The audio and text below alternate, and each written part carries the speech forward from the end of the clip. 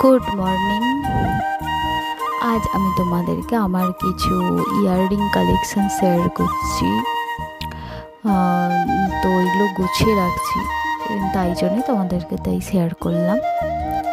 এই কানেরগুলো আমার কিছু কানের ছিল বিয়ের আগে কেনা, আর কিছু বিয়ের পরে কিনেছি। তো তোমরা দেখো কোনটা তোমাদের বেশি পছন্দ হয়েছে, কমেন্ট করতে পারো।